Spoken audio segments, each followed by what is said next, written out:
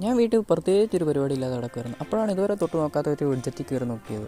അപ്പോഴാണ് എനിക്ക് മനസ്സിലായത് 7 മണിക്കൂർ 9 മണിക്കൂറൊക്കെ എൻ്റെ സ്ക്രീൻ ടൈം. ഞാൻ ഇതുവരെ 61% വേസ്റ്റാക്കി കളഞ്ഞിരിക്കുന്നു 2026 തുടങ്ങിയ പിന്നെ.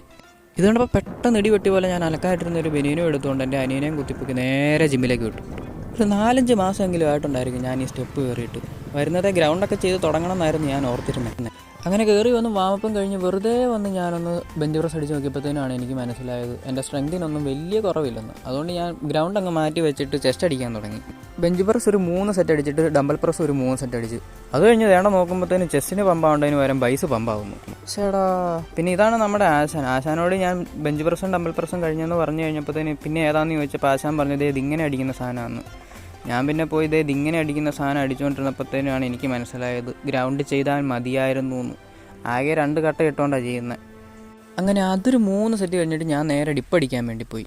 എന്തായാലും ജസ്റ്റ് അടിക്കുകയാണല്ലോ, അങ്ങനെയാണെങ്കിൽ പിന്നെ കുറച്ച് ട്രൈസിനും കൂടെ കൊടുത്തേക്കാമെന്നും വെച്ചുകൊണ്ട് ഡിപ്പ് കഴിഞ്ഞിട്ട് ഞാൻ നേരെ പോയി ഈ വർക്കൗട്ട് ചെയ്തു. ആശാൻ പറഞ്ഞിട്ടാണ് ഇത് ചെയ്യുന്നത്. ഇതിൻ്റെ പേരെന്താണെന്നൊന്നും അറിയത്തില്ല, പക്ഷേ ഞാനിത് പണ്ട് തൊട്ടേ ചെയ്യാറുണ്ടായിരുന്നു.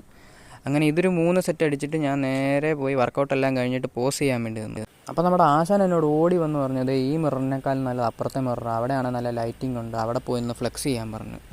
പോസ് ചെയ്യാനൊന്നും അറിയത്തില്ലെങ്കിലും അടുത്ത മാസം 22-ാം തീയതി എങ്ങനെയായിരിക്കും എൻ്റെ ബോഡിയിൽ നിന്ന് കറക്റ്റ് ഒരു മാസം കൊണ്ടുള്ള ട്രാൻസ്ഫോർമേഷൻ നോക്കാൻ വേണ്ടിയിട്ട് ഞാനൊന്ന് ജസ്റ്റ് എന്തൊക്കെയോ കാണിച്ചു നോക്കി.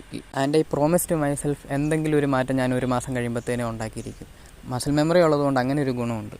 അതുപോലെ തന്നെ ഈ കഴിഞ്ഞ വർഷങ്ങൾ പോലെ ആയിരിക്കില്ല 2026 ഞാൻ എന്നോട് പ്രോമിസ് ചെയ്തിട്ടുണ്ട്.